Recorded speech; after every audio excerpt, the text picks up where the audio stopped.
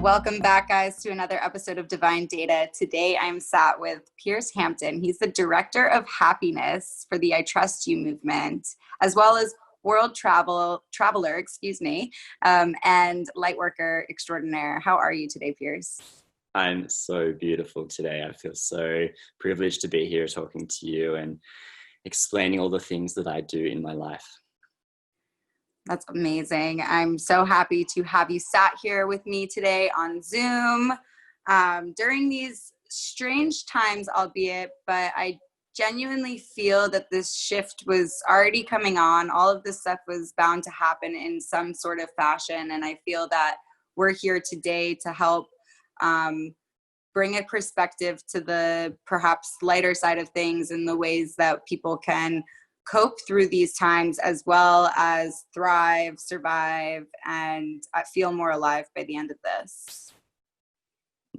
I agree wholeheartedly. Definitely. There is a lot of work to be done, but already a lot of work has been completed already. So yeah, I think we're moving in a really positive direction, albeit all of the things that are currently floating through the airwaves. For sure. And, obviously, needless to say, there is a lot of devastation and destruction going on, and there is reverence to be paid to that, and a very serious, dense energy behind all of it that does exist and should be paid attention to as well, and respected. However, I think that right now, and I've said it on a couple different episodes, and I'll keep saying it because I think people need to keep hearing it, is that while we're being ordered to go inside, it's also this universal order to go inside and do that inner work. And I know that's something that you really wanted to chat about as well. Yeah, for sure. So a little bit of a backstory. In my experience, I have sat some Vipassana courses. For anybody who doesn't know what Vipassana is, it's a 10-day silent meditation retreat that is held globally around the world. And it has been life-changing for me to go into meditation and start to go into myself and see how I can affect my external world by actually going in and learning about my internal world. And that's really been shone light to me now in this situation where we do have so much time to actually be at home and be in our own space and be with ourselves. And, there's all these distractions around us. We live in 2020. There is a multitude of distractions that can take us away from internal. But if we can move through those distractions and actually go and sit in meditations on a daily basis or a weekly basis, or as often as you can, coming back to that mindfulness, I really see that from my own experience in my own life, we can start to affect change on the external world as well. So a big opportunity for everybody right now to just take a step back from the kind of going and the doing that has been the status quo for the last couple of decades. And it's really a time of being and learning about the different ways that we can be. There's so many different states of being. And, I'm one of the first people to say that if I'm not doing something, my thoughts can kind of get a little bit like, oh, I need to be doing, I need to be acting, and things need to be occurring, and never mind all of the successes of the past, like forward. And while that to a degree is true, we need balance in our lives, and to be able to take these moments to stop and look at what fundamentally is actually really important to us as individuals, and focus on the being and the doing of those things. So when I've had some thoughts come up in the last couple of weeks of this lockdown of, I need to be doing more, I need to be contacting people, I've started to spin the program. And so when I think, what should I be doing now? I'll go, I should be having a bath, or reading a book, or meditating, or going for a skate or a surf. So it's really putting the doing in not the action of the external world, but things that bring up my own frequency and my own vibration on my internal world, which then in turn just shines the light externally. Absolutely. I think that there's something to be said about allowing ourselves to see what magic does happen when we go inwards, because it's not necessarily saying like, I want to riff on the, the doing, because we're not supposed to innately be a part of this rat race type lifestyle. That's just not healthy for our nervous systems, not healthy for our minds, all of the things. Some people are well programmed to it, I would say, and it fits them, it suits them. But I think at the end of the day, even those human beings could do with the time going inwards, because that is actually can be where you find your most creativity, your most creative processes come through that stillness and that silence and that ability to go inwards, to do that inner healing, and then actually learn what fuels your fire, what you're passionate about. And maybe then you'll realize that you want to step away from the matrix types lifestyle, and you want to go and travel the world, and you want to go and discover more bits of yourself, or you've gone in and found the thing, and now you can become the captain of your own ship, and you get to go and navigate the seas of this world without being underneath the thumb of the man per se, by saying like, you have to have, this 9-to-5 job and this type of lifestyle and this crystallization of this reality, or you're not successful. And I think that we're being asked to see that a lot right now too with this, is like, it's good to go inwards. It's good to take this time off. It's good to take the time to be with our families. It's good to take the time to learn to be with ourselves, because we, distract ourselves with work and everything else that we cannot attend to right now outside of ourselves and our homes. So it's both sides of the coin, is like, take this time to go inwards and to slow down the production, but also know that that doesn't mean that you can't be productive. Because if it's something that's giving you energy and fueling you up to do something, then go for it. Try that new thing, and take into account the processes it took to get you there. And maybe that'll be a new daily ritual for you, whether that's meditation or breath work, or, just simply practicing like a gratitude journal. I practice gratitude journaling every day, and it's not something I did forever, but now I have like, tons of things I'm grateful for that I, didn't pay as much attention to before I started this practice. And this has shown me the abundance that I have. Maybe some people say this will manifest abundance, but even if you don't believe that it can manifest abundance into a tangible reality, it at least shows you in tangible reality how much there is to still be grateful for. And so finding that stillness, finding that gratitude, finding acceptance of what is right now, and still trying to operate in the most quote unquote productive way, whether that means resting because you need rest, or meditating, or reading, or learning, or producing. Totally, I agree 100%. And yeah, it's really interesting. So I really like to look at the world that we live in, 3D dimension that we're finding ourselves physically in, as being very polarized. So you've got two ends of the spectrum, whether it's like love or fear, or greed and trust. There's different polarizations around us. And what I see is that we're moving from a world that has come from fear and greed, which is a vibration that is an enclosing vibration, and we're moving more to a world of love and trust, which is more of an opening, welcoming vibration. And it's really important that in this time, I really feel like we've gone through this whole individuation process, especially the people who are aware and more consciously aware of themselves.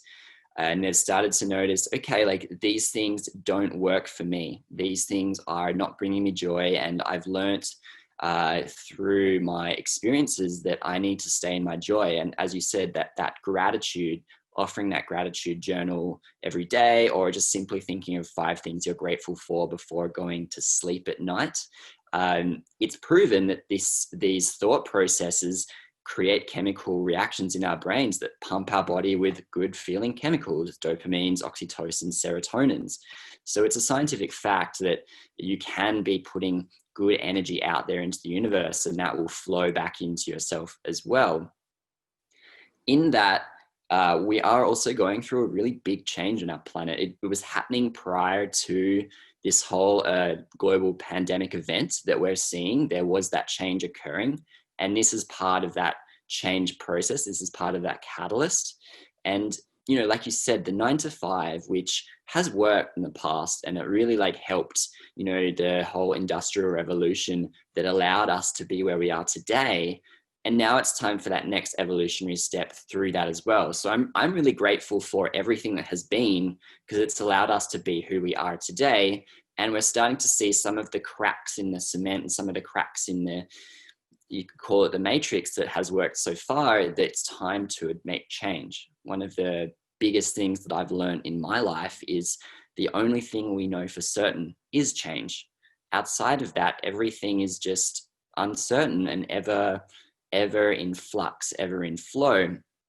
So it's like we're always constantly moving forward. We never go back. So I've been hearing a lot of people talk about the current event and how they want it to go back to normal.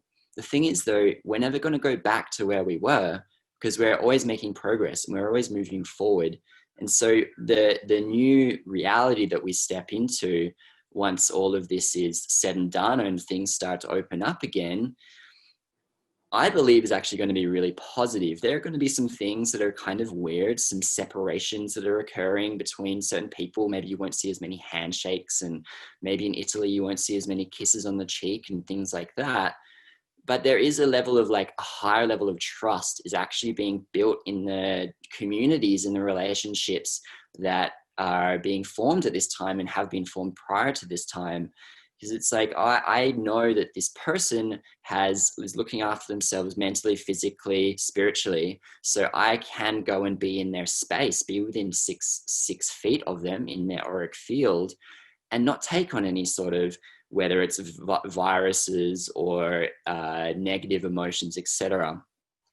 So yeah, like this catalyst, while it has been painful, and you know, for me as well, like I see myself as pretty balanced, this has been a painful experience. There's been days where I've just wanted to hide away from the world, and there's days where I get the energy to really like push forward into the world as well.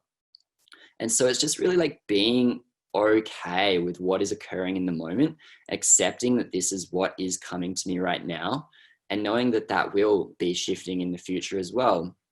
While also, and if I say what my yearly mantra is, this is something that I've really been living by actually for the last couple of years, is it's not what you're doing, it's who you are while you're doing it. So the world is going to happen around you. If we meditate, or if we go to work, or if we go and sit on a boat in the Atlantic Ocean for a month, the world will still keep ticking along. It's how we choose to feel. So I believe that we can choose to, through gratitude and appreciation and prayer and meditation, we can choose higher states of being, such as peace and love and joy and bliss, which no matter what is actually happening around us, we can start to just actually keep pumping those good chemicals into ourselves, which will just emanate out of us. This is manifestation. These will just emanate out of us towards our surrounding community. And we come into like groups, like globules of community of like people. And this is then the idea of the total is worth more than the sum of its parts. So individually, we're very powerful. But when we come together, it greatly expansionalizes or expands upon the potential of the individual. So you and I together are way more powerful than if we added ourselves up individually. If we add a third, a fourth, 500, 1,000 people to a group, then you really start to be able to affect massive change. And that's being seen with these global meditations that are occurring. So yeah, all in all, a really important time for us on the planet. We will look back at this time and really be grateful and in awe of everything that took place, and all of the like, wow, that was the big changing moment that really created this world that we're now living in. I think it's brought a lot of awareness to, that there are pandemics that have been happening on our planet for 10 plus years, 2 decades, like, without putting too much sadness into it, there's something like 20,000 people that die a day from hunger. This is something that, like, we live in 2020. We can solve these issues. If we can shut down the whole planet and get everybody like in their homes and start like testing millions of people on this current virus, I think the pandemic of hunger is something that we can really start to begin to solve. And by the end of this decade, it's part of what has come to me now. At the end of this decade, I believe that we can have it where people aren't dying from hunger, and I truly believe that I'm not going to be able to live to my best self until the entire planet and everybody on it is at that base level of, I'm going to get fed today. I have access to shelter today, to clean water today, oxygen, etc. We are all collectively experiencing the same thing at the exact same time right now on a global level. It's never been happened before, where everyone is having this parallel experience everywhere. There's some people who are practicing more freedoms. There's some countries and spaces that are a bit more open and accessible to go do things.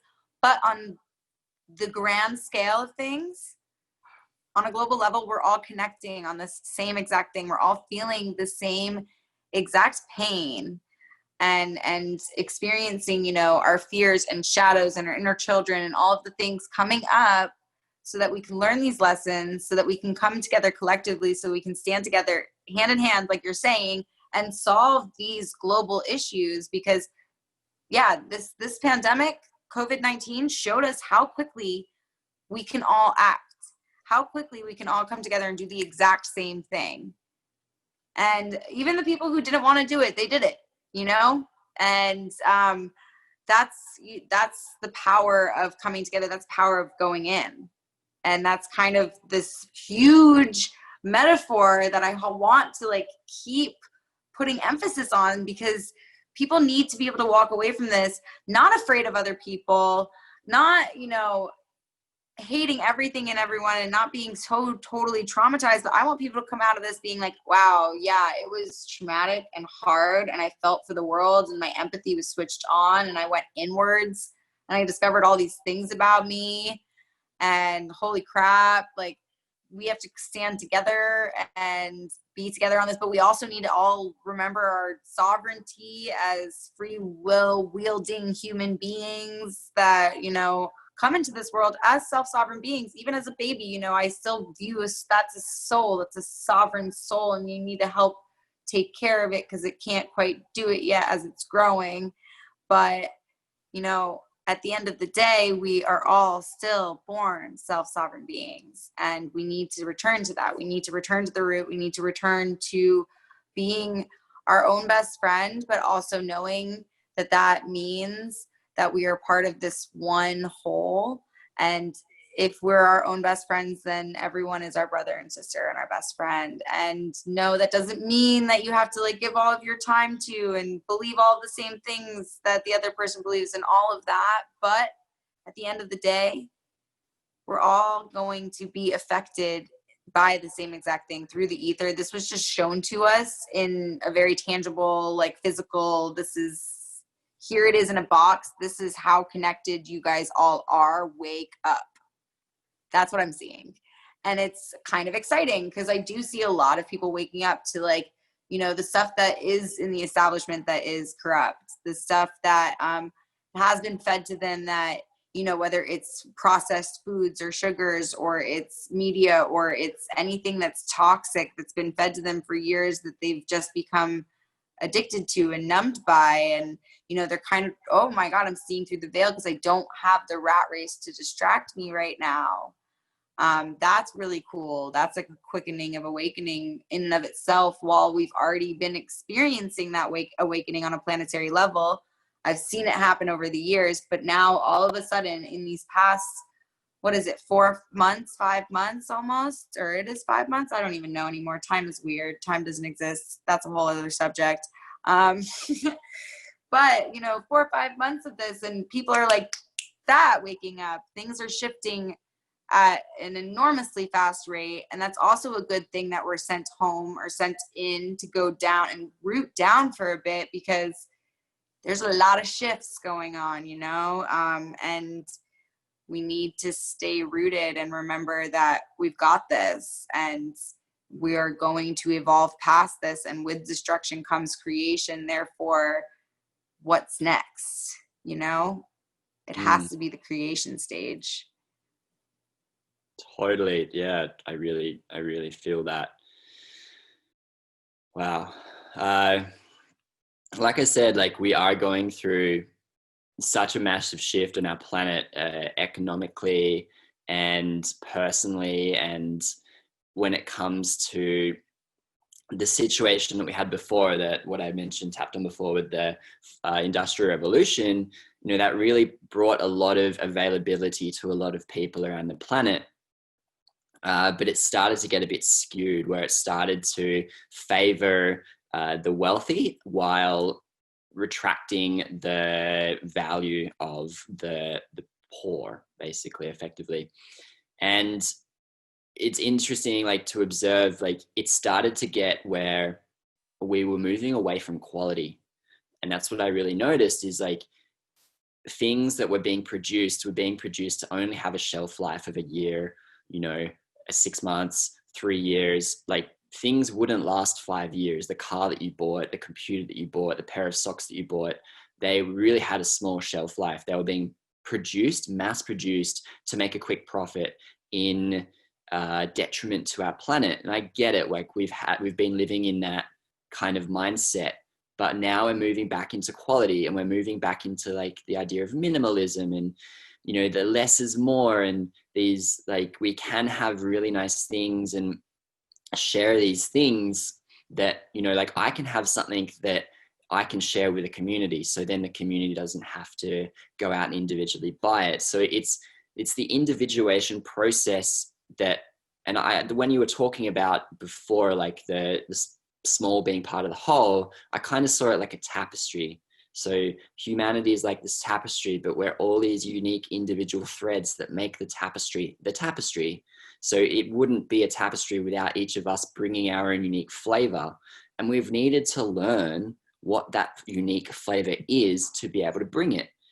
And I think, like, stepping forward as technology advances on our planet, as we are communicating on levels we've never communicated before, and we're learning things and finding out that we have access to things that we used to think were science fiction, like, I don't think a lot of these people who have lost their jobs are actually going to be going back to the work that they had previously. Moving forward, automation is going to be the name of the game for companies who are going to be able wanting to mass produce. And that's great. A lot of people are scared of that because they think, where's my job security, etc. But it's actually, I see it as a really big positive, because it allows people to step into their creativity, into their truth, into their integrity, and then bring that to the world. And that's when you really start to do a lot more. And it can seem slower, and, not having, someone telling you what to do can be a little bit of a scary way for some people. But I think as we move more into understanding our own unique purposes, that becomes your driving force, and that becomes your reason for getting up in the morning, your ikigai, your reason for continuing. And from my experience, I was definitely from 18, 19, definitely stepped into the rat race and, started earning money and getting a weekly paycheck and working 50, 60 hours a week, et cetera, et cetera. And while that worked for, a few years, I kind of came to the realization through my travels and through my experiences that I can do this by myself, and I took the risk and I quit my job, and I haven't looked back since. It's been almost a decade since I've had a weekly paying job, and there's been times where I've had no money to my name, but I'm still thriving and I'm still surviving. Very much thankful to my community for that, but also as well, like, thankful to myself that I've put myself through these challenges to really figure out what it is that Piers is bringing to the planet, and what it is that I personally, in my own personal product, is my own personal what I wish to be doing. I really think that that's one of the most important factors of my life, you know, and a lot of it comes down to my external community and bringing the people together, because the ideas that I personally have, like we talked about world hunger, that's one of my big missions. Is I don't feel comfortable waking up and eating well every day when there's people, thousands of people who don't have that, when we have this accessibility to give them that. And me alone, I have great power and I can affect change on that level. But it's actually now, okay, I'm going to come into my community and I'm going to speak my truth and live my truth. And the people in my community who are also aligned to that, which we all very much are going to step up and join in. And it's just going to make, many hands make light work. It's going to make that whole process a lot simpler than we thought initially. Beautiful. Yeah. And I love that. And I love the community that I met you in, you know, at the Humans I Trust camp, excuse me, the Humans I Trust camp at Envision in Costa Rica this year. It felt like, you know, one of the last festivals, not the festival that people got stuck at. I've been asked a couple times if that's where I was. But you're wearing one of the I Trust You shirts right now.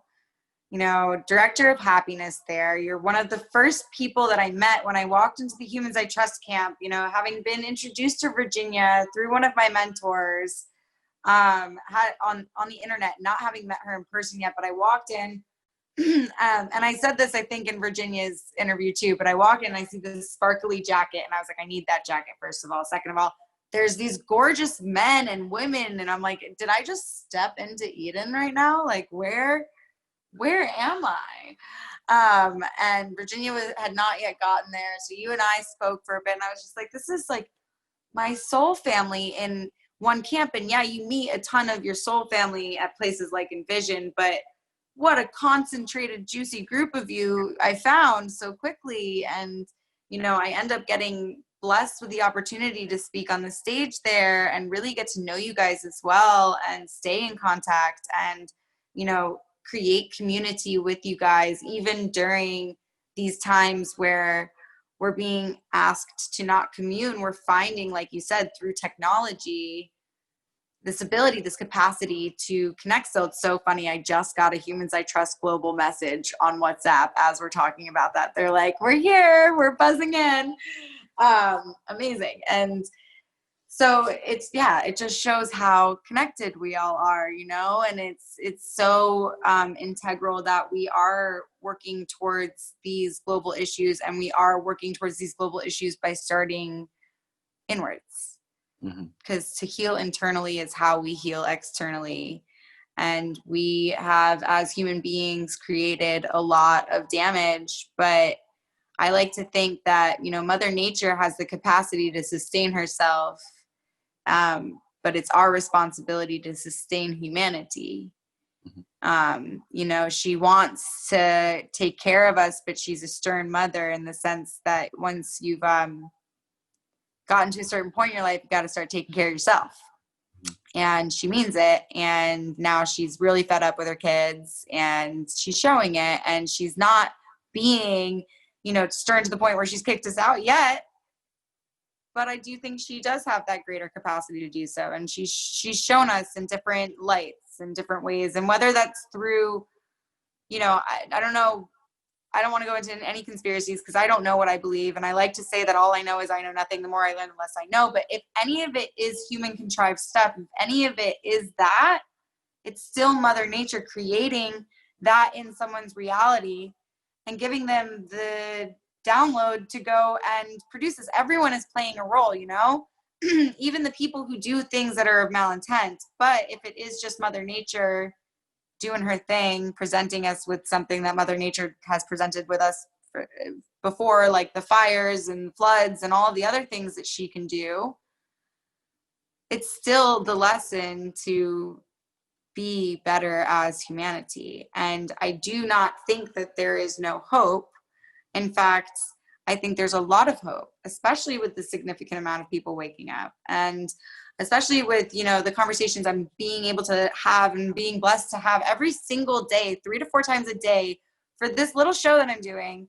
And who knows, maybe, and I've said this again in a couple episodes, maybe I repeat myself way too much, but I mean all these things that I say, so I say them. And I think that there's this thing that's going on with the show, whether it's meant for 5 people to see or more, that it's creating this like network, a neural network, almost like a mycelium of these light workers and tech moguls and reporters and moms and nurses and all of the humans that I've magnetized, or thought of, and somehow by the grace of source or consciousness or whatever you want to call it, have been blessed to be able to sit down with and talk to. And I'm super passionate and super fired up. And I don't remember what word you called it. And Oh, you I said, said ikigai. yes, there That's you go. the Japanese term. Japanese, thank you. Why I wake up in the morning. Why you wake up in the morning, the thing that drives you, the fuel, that your ikigai is like, that's what I realize is, I think that if we all go inwards and we take this time to figure out like who we are, we have this opportunity to do so. And, you know, of course, coming from a place of privilege, because there are some people right now really suffering, but I think that the people that do right now, and if you have the opportunity to be on YouTube, then it's you as well, like to be able to go inwards and find out what your ikigai is. That's where you find that magic, where you can literally pull your career out of thin air and be like, wow, this is what I'm really passionate and fired up about, and I'm going to put my all into this. And if you have the capacity, accessibility to do so now, then that's how we are going to create this new earth where we, you know, get to create the job of our dreams, and we never work a day in our lives because we are living through our ikigai, what keeps us waking up in the morning, you know, whatever that may be. And like, maybe I'm putting too much emphasis on the ikigai being your purpose, and I don't know the real definition of it well enough, but you know, I think that some people might say that their ikigai is a dog. It's your purpose to wake up in the morning. I don't know. But I'm saying in a bigger picture, if we all can do this, go inwards, come together and realize, yeah, let's create these systems anew. These shifts are good. We like have this capacity to hold our own, take care of ourselves, think for ourselves. Free thinking is coming back, which is interesting because we're also in a time where a lot of censorship is starting. And that's really scary because we want people to think as broadly and as freely as they want, because that's where the inspiration comes from. That's where the magic comes from. We don't want people to think that they have to stay stifled into those 3D world ways, because we're stepping out of that. And those ways aren't going to operate the same way that they did before. And so I'm excited, but it's an interesting shift. Definitely interesting shifts. And I think something that, like you said, that has been coming up in my conversations of late. So going back at, you know, we are all these unique puzzle pieces that make the whole puzzle, or threads that make tapestry. I think that we've come to a time where we can bring global consciousness together. Right? So like the idea of like, imagine if the whole world worked on a song, you know, one song, and there's been songs that have had that happen, you know, lots of artists have worked on one song. It's like, okay, like let's start to think in that way. We've all got our own individual thing and gifts that we bring. Let's create an overarching planetary view of how we would like to see and what we would like to fix over the next decade, right? And this is what I'm trying to look at. It's like, okay, like what is something that we can all agree on that needs to be shifted, that we can all, while we're working on our individual lives and our individual works, we all have that same lodestone that in the end, we're all working towards, you know, giving everybody those base needs. I believe that things like the internet, so Wi-Fi, the internet, things, which is knowledge, things like food and shelter and clean water and clean air are human rights. Everybody should have access to this by being born on the planet. And I don't believe that we necessarily should have to pay for these basic rights. I think there should be, it's stepping into universal basic income, things like this. And, you know, a lot of economists and a lot of people who are caught up in the fear and greed mentality where it's like, no, we have to be continually making GDP and continuing to like increase our profits, et cetera, et cetera. I think we can come to a more like holistic and stepping out of hierarchies and moving more into heterarchies, which is like where everybody has those base needs met, which for me is like, that would be that global planetary view where these base needs are met. Once we've got to that level, say it takes the next 5 to 10 years, then once we've got to that level, then as a species, that's when we have that launch pad to really evolve, because it's like, oh, everybody has everything they need. And funnily enough, now that everybody has everything that they need, we're seeing rates of crime drop, we're seeing rates of hate drop, we're seeing rates of misaligned speech drop. You know, we're actually seeing more trust be developed because no one needs to jump on anyone anymore just to survive. They know that we all have those everything basic needs covered. And then it's like, oh, like I'm set. I can start living from my heart. I can start being more creative into the world and actually doing what my truth is. And it's a little bit of work. It's going to take a little bit of work to get to that point, which I believe that working together, we can very easily do that. Then once we're at that point and we're feeling more in love and trust, as opposed to this fear and greed mentality, you're going to really start to see some really big changes happen in the world. You'll start to see the streets be cleaner. I think you'll start to see less corporate greed pushing old mentalities just to make a profit. For example, fossil fuels, which are no longer really necessary on our planet. That's being shown to us at this time where all of that is kind of collapsing while the natural energy is actually exploding and is in a good way is actually increasing. So yeah, more awareness on those levels, and I think less fear being instilled in the people that, you know, they have to like be hoarding and, you know, if they have it, I won't have it. It's actually, there's enough here to support our current planetary population and more. We have enough. It's just, we need to come into that more balance. And something that's really kind of come up for me when I think about humans I trust in these different groups that are being created or being enhanced is that, in a way, and I truly believe this for humans I trust, like there are some very powerful, awoke, high level individuals in all different types of industries that are part of this community.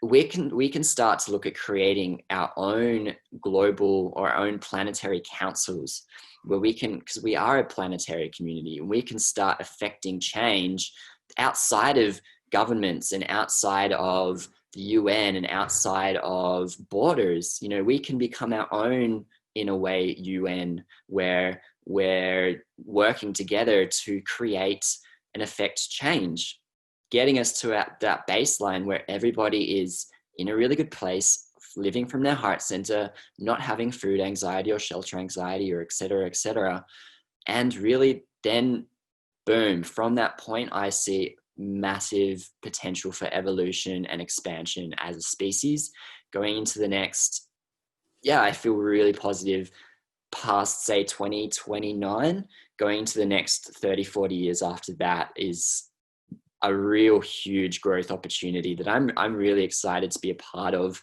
to forefront, to put my energy towards. Because just going back to like what I've learned from going internal, you know, and what I've learned from learning of my privilege. I'm a very privileged white male from Australia. You know, I grew up with all of the food that I could need, and I grew up with shelter, and I grew up with clean water, and I grew up with a clean environment where I could walk on the streets without feeling endangered, you know. And so I'm so lucky. I'm so fortunate. And yes, like part of my growth and part of my karma is because of this, but it's now, okay, can we use our own privilege as that level to actually leap up from, to bring to everybody.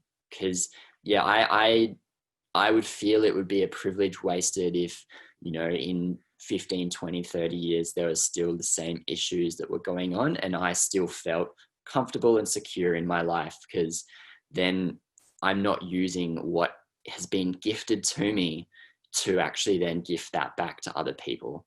So yeah, there's so much depth into it, and it all ties together. Like the planet is a big part of this as well. Like this whole need for balance. You know, humans need balance. That's why we have moon cycles. That's why we have planetary cycles, and that's why we have the cycle like of the summer, winter, autumn, spring. You know, we need that time to shut down, to go internal. And we've been, as we've tapped upon, we've been so go, go, go that the world hasn't had a moment to breathe. You know, our planet hasn't had a moment to say, oh, I can clean a little bit now. And what's happening is because we've slowed down, as everybody's been seeing, the pollution is clearing and the waterways are clearing and everything is becoming like in a way cleaner. And there's still a lot of work to be done, but maybe we can start to implement, you know, our own quarantine like on purpose in the future. Maybe we can start saying a week a month, humanity, like we close down the industrial sector and we stop producing fossil fuels just a week a month, you know, and sure, that's going to hit into our GDP and all of that. So on a short term, but on a medium to long term, I think that's where true abundance lies, because we're giving our planet that chance for breath, and we're giving ourselves that chance for breath and balance as well. Yeah, you had so many good points there. Like, I think that there's something to be said about like being able to recognize that like these things can actually be changed a lot quicker than like we think, if we do come together, like you're saying, and we create these councils and we come together and realize that we are by and large much bigger in numbers than, you know, the powers that be currently. And I think that there's something to be said about that fear and greed versus the love and gratitude mentality, especially when it comes to those human rights like Wi-Fi and cell phone service and access to clean water and stuff like that. Because I've always kind of had this sense that like bottled water was always a scam, you know, like this is such a scam. What a scam to not just have like access to water. I lived in Hawaii on the Big Island, and we just had these places where we could go fill up as big of tanks as we want, just clean drinking water. And it was just free access to it. Why not be like that? Why not have that everywhere? That should be possible. That is possible. Things like Flint, Michigan going on for as long as it has is insane to me. The fact that there's still not enough clean drinking water accessible to people in the United States anywhere is insane, let alone the world, really blows my mind. And then you have the example of like when I'm driving around in a country and all of a sudden I lose service, but my GPS has got me. It's good for the entire ride. Somehow I have no service, and yet I have service, and it's connected and it's working and it's doing the thing. And then, oh, when I have an emergency, my phone can work. And yet if I don't have service, it does. If I'm not paying for it, then all of a sudden the service is gone. I mean, it's crap. It's not. I want to say all the bad words. I'm trying to not. There's been a lot of cursing on the show already, and we'll see. We might have to shift that and make some rules, because I do want this to be more family friendly. But it does bring up, you know, that warrior rage inside of me that makes me want to be like, no, let's do more than just like pump our fists in the air and say, rah, let's change this. Let's come together, guys, because we are, you know, by and large bigger than the government. And I don't mean to say like, you know, I am kind of somewhat, I don't like to put myself in any kind of box, but like I'm a spiritual anarchist if I'm going to explain who I am. Like I don't really believe in the systems that be now, and I believe in self-sovereignty, and I believe in community, and I believe, you know, I don't even want to make myself an anarchist. I don't even know the full definition of that. I don't know what I am other than a free being, just like you, just like me, just like any average Joe I see on the street. We're all the same, you know? And I you know, you brought up so many good points. I've been even channeling and, you know, whatever to whomever's watching this and their opinions on that kind of stuff. But I've been being given this information, these downloads, that I'm meant to be part of this like global constitution that's being rewritten, and I'm supposed to help that as like almost a founding mother of this new world, this new earth that we're stepping into. I keep saying new world too on episodes, which is interesting because we are stepping into a new world, but we have this new world concept that's created by the 1% and the technocrats and the people that want to see this new shift happen. But I'm thinking of a new world, a new earth that's really coming through, the new paradigm that's really what's happening, and that these evils are being shown to us, and they're really using their last, big whammies to try and, gain everyone's complete and utter fealty. And I think there's something to be said about coming together and realizing that there's science behind what's happening currently with this virus that does lead us to want to act in a certain way. Yes, protecting our, more susceptible, and respecting the people who are in deep states of fear, because I think that illness is triggered by fear, but also being able to step into our light, being able to be open-minded beings enough to allow everyone to live freely enough so that they can find that access point to themselves and they can return home, so that we can now, what we're doing and what, I want to be hosting on this show is that inspiration to come together and to hold the hands and to learn about the new solutions and all of the tech that's coming out and all the people that you can go to for, community and coaching and, blockchain consultants and all of the things. They're all going to come here. We're all creating this community together and having these conversations so that people can understand that, there is light at the end of this tunnel. There is a lot of positive coming out of a lot of this negative, and there always will be in any facet of your life. To always remember that, like, after the darkest night of your soul, that is when, like, there's always darkness before the dawn, whatever that song is type thing. And that's a real thing that means something. There's, people with that tattooed on their body for a reason, because we would not know the light had we never met the dark. And there is a lot of respect to pay to that darkness. And it's really beautiful to see us shifting into a lighter energy that is dissipating a lot of the darkness away. But moving into non-duality, where we've lived in such a dual existence for so long, and people are so used to that, and they're so entrapped in all of the codings and all of the deliciously alluring things that were encoded into the matrix. And that's totally cool. I get it. I've been there. I have trace bits of it left in my system. And I recognize it and I respect it and I play with it and I try to understand it. And I hope to release it all soon, because I think that that's what this journey is bringing us to, is to move from that denseness to the density to the light.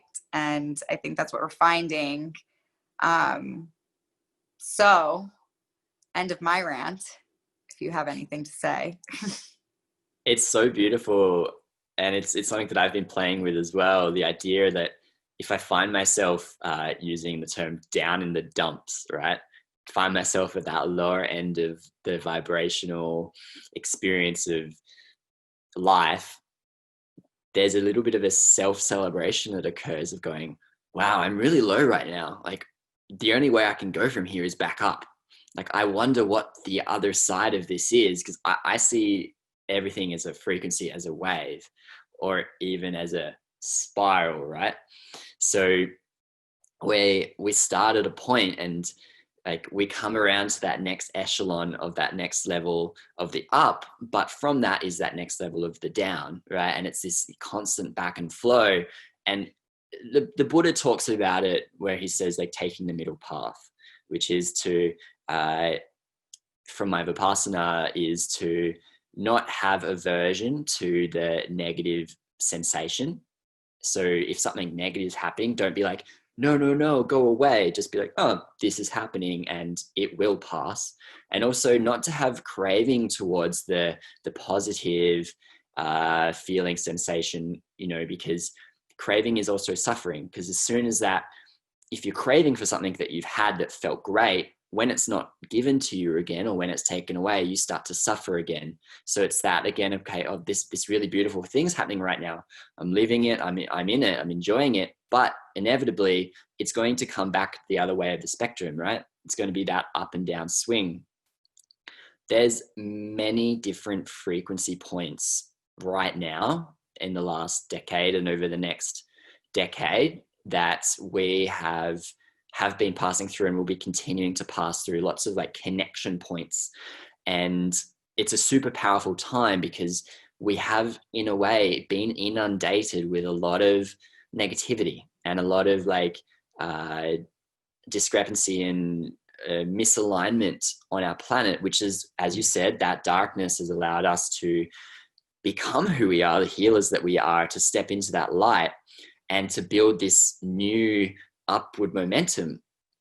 It's also really interesting to think as well, like, you know, stepping forward into the future, we're going to create this new upward wave of momentum, but one day that upward wave of momentum will be part of the issue again. There'll be that dark side of that, and that's the next evolutionary step from that as well. And so like, yeah, like we have a lot of work to do right now in our life, and we're in that, you know, down in the trough, kind of in that low end spectrum of reality, and we can see that movement out of it, which for me, I'm seeing a 9-year period. But then also as well, like once we get to that point, there will be those new issues and those new factors that are going to come into play to our species. And I really hope that, you know, through media and through this wave of beautiful light information that's coming through the internet to like global, to the whole planet, is going to allow us to have that base to look back upon and learn from.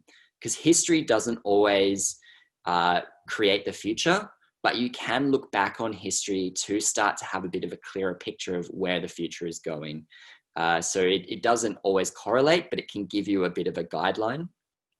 And I'm hoping that like the way that we get through this whole current global planetary shift allows us to become stronger beings. So then when we face the next one, it doesn't have to be such an ordeal, and it doesn't have to be, we can jump onto it quicker. And this is talking like 20, maybe 30 years into the future. And I don't know where it's going. No one can predict. We can only have an idea, but just knowing that the cycles of life, things go up, things come back down, things spiral. We're going to come back to this point one day in the future as well. So just really like at this time, like when you are in meditation and when you are in conversation and higher level conversation with others and learning and educating, just start, while being ever present in the moment is one of the greatest gifts that we can offer to ourselves and anybody around us. You know, your presence is a present. Start superimposing and thinking towards the future as well. So it's the idea of, I think the scientists, we'll say the scientists had this idea of the best way to be in a balanced, happy state is to be present in the moment, to have fond memories of the past, and to have a bright future outlook for what's coming in the future. So you're grounded in the now, you're thankful, and you've got wisdom from everything that's been, plus also you're taking actions now that will increase the future's potential. And you look at the American Indian, I don't know what the correct term for American Indians is, but you look at the American Indians, and they used to live with a idea of every action I take is to help 7 generations in the future. And as a species that is facing a bit of a global catastrophe right now, we, I believe, can start to shift our present moment awareness so that we are doing actions that provide benefit and potential evolutionary growth for 7 generations ahead of us, 10 generations, you know, like infinite. We, as a species, I would love to see humanity survive as long as we're working in line with the planet and working and healing her and letting her heal us. I think that we actually have a lot of benefit to give. And yeah, it's it's just coming out of this my mentality where it's like, it's all for me. It's like, well, no, it's like, if you can do things for yourself, but the things that you do for yourself can also benefit the whole. And it's the idea of, I think Mother Teresa said it. She said, if every person swept their own doorstep every morning, the whole world would be clean. So it's, I'm sweeping my doorstep for me, but I know that everybody else is standing in their integrity and doing the same thing.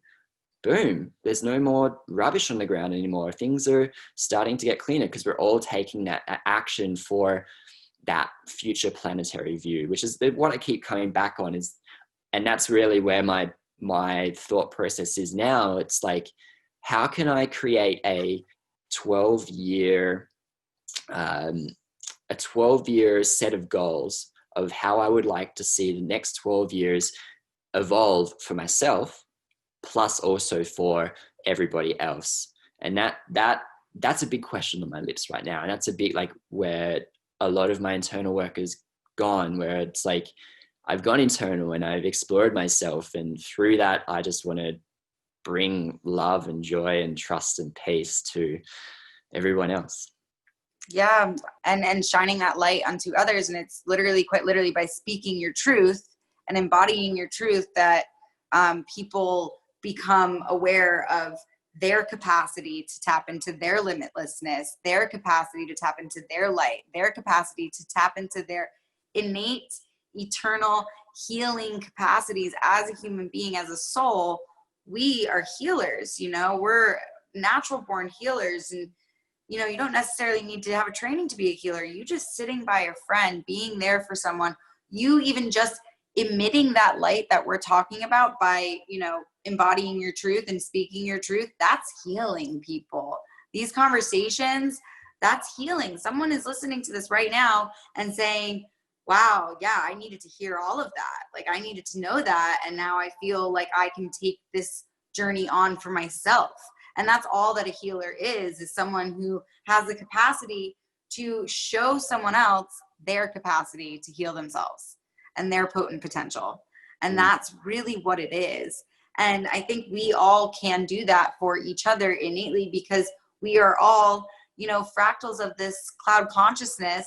We are all different because we are meant to help each other remember different parts of ourselves. And sometimes the stuff that we find so different that really rubs us the wrong way, that makes us feel triggered and all of that, that's the stuff we really need to lean into the most. We need to learn the most about. I'm a yoga teacher by one of my trades, and I know that even as a yoga practitioner, like, the pose that you want to do the least is the pose that you need to lean into the most, baby. Like, you need to get comfortable with the uncomfortable. And right now we are being shaken to be awakened. We are being asked to lean into the most uncertain of times.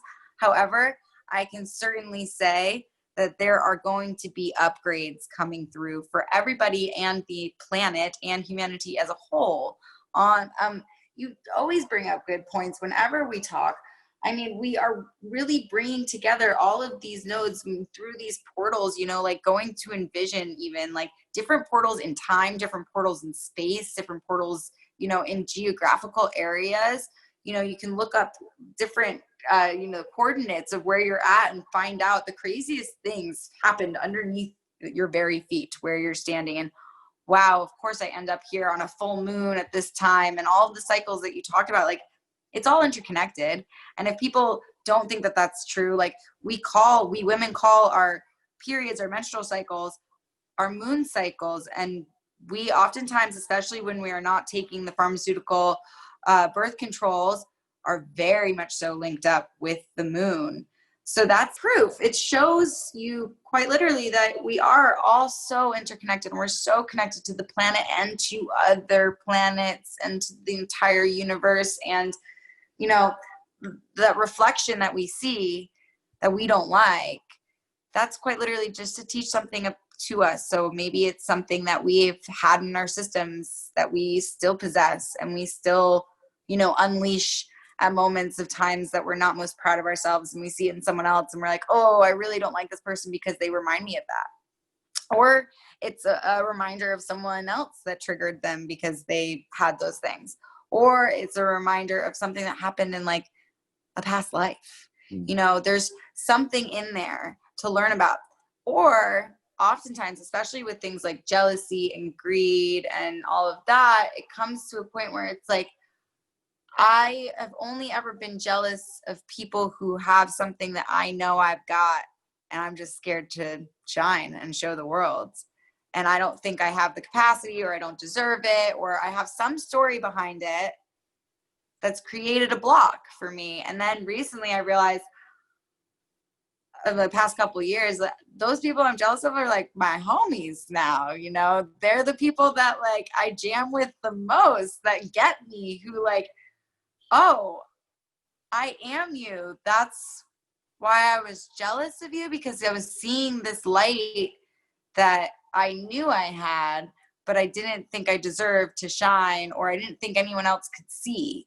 And then all of a sudden, poof, like my complete world changed. Like I have a completely different worldview. I have a completely different, like, you know, addition to my friend group, my family group, like I like to say, because we are building our like soul family wherever we're going. So yeah, it's really a unique time, especially because we're being asked to not assemble. We're being asked to not connect, but I feel extremely connected.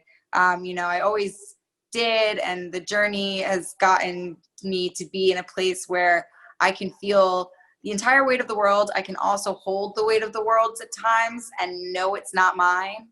I can tap into so many different people's consciousness, and not in an intrusive way, but just I'll slip into it and realize I need to check in with that person.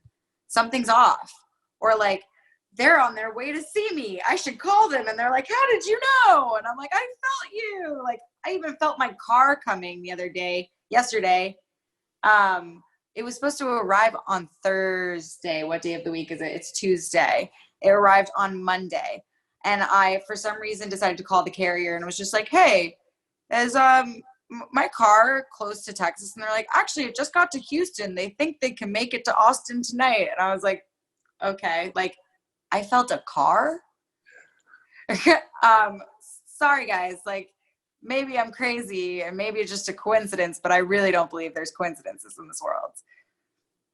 No, that's beautiful. I love that. And, you know, I'm noticing it more and more, where I'll start to text someone who I'm close to and they'll start texting me at the same time. You see the little dots come up and you're like, okay. Or you go to call someone and they call you. It's that synchronicity, or that connection that there is. And, you know, quantum physics and quantum entanglement are starting to explain these occurrences as they happen.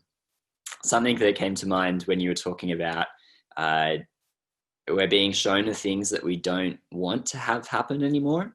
When we see something that's like misaligned to our truth, that's giving us an opportunity. This is manifestation. It's giving us an opportunity to say, well, this is what I don't want, which shows me what I do want. So thanks for that showing of what I don't want, so I can move towards this, what I do want. And you said how, like, right now that we've got all these healers and people who are like really tapping into their healing abilities. It's because at the moment we're being shown that there's healing to be done, right? So there is definitely some wounding, and the healers are stepping up now to come into their place to do that healing, right? So that everybody can, because we're all healers, everybody has the same capacity and these muscles of intuition and inspiration and synchronicity and all of these muscles that we are stretching, these superhuman muscles. It's interesting.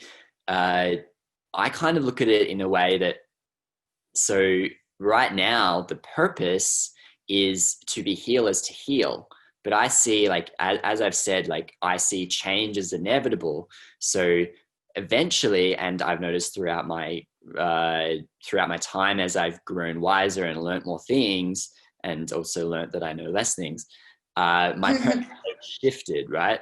And so my hope is that through my current, as I say, my current work, my hope is to actually make myself invalid. So the work is to work towards the goal where actually you no longer have a job. And like, so the job right now is we're all being healers to bring light to the world on a real overarching level. Eventually, I'd love to see it where actually we don't need healers anymore, because everybody is at that level of, let's call it Christ consciousness, where they can self-heal and they can work together and they do know how to ask for help externally if they need to. And thus then the healer becomes unnecessary. And from that point, that's when we have new purpose created. So yeah, like the idea of job security kind of which I haven't really had for a decade now. It doesn't make sense to me because I feel you, brother. yeah, it doesn't make sense at all. I know that my purpose now, once I fulfill it, will change, and that's exciting. Like we're hoping that we basically work ourselves out of the job. Totally. I love that. I love that concept because I think that there's something to be said about like trying to attain a state of flow at all times and realizing that, I mean, honestly, I don't know. I haven't done any real scientific like research on the state of flow, but I think that like we do have the capacity to stay in it at all times. And I think that in some ways, everything is divinely aligned with the addition of having free will and being able to shift in and out of timelines and to be able to create a new different timelines that didn't exist previously. And I think that there's something to be said about this state of flow in which you be able to recognize that even like when turbulence comes up, it's actually just showing you, okay, your job here is done, move on to the next thing. And like I have a lot of people who look at my life as like really unstable because I move around quite a lot. And especially in the past like 9 years, I've been traveling the nodes of the planet. I've been trying to stay in places. I bought a house in Michigan at one point. I stayed there for 2 winters. I'll never do a winter in my life again. I learned that twice the hard way.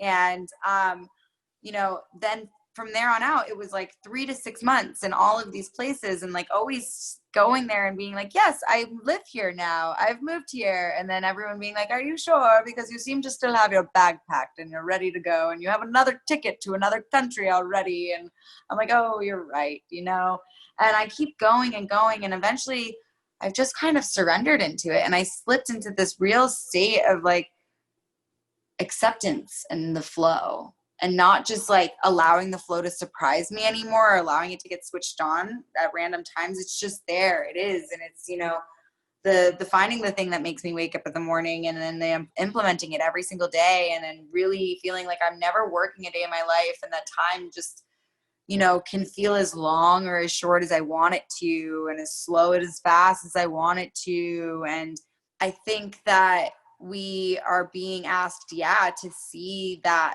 capacity. We are awake right now to help awaken the rest of the planet so that we can all be operating at this frequency. And so I think, of course, we're going to be creating new purposes after that, because imagine what it's like to be such an empath and having so much less like toxicity and debris to cut through. And just being able to exist, and of course knowing like there will still be disruption and turbulence and such, but it won't be at the level of which we've experienced it, or at least not in the same dimensional fields that we've been experiencing in. And we're going to be able to find a way to live lighter and keep evolving. And you wouldn't imagine a world where today we're talking about telepathy and quantum physics and quantum entanglement and like all of this stuff where it's like, actually guys, it's pretty legit. Like,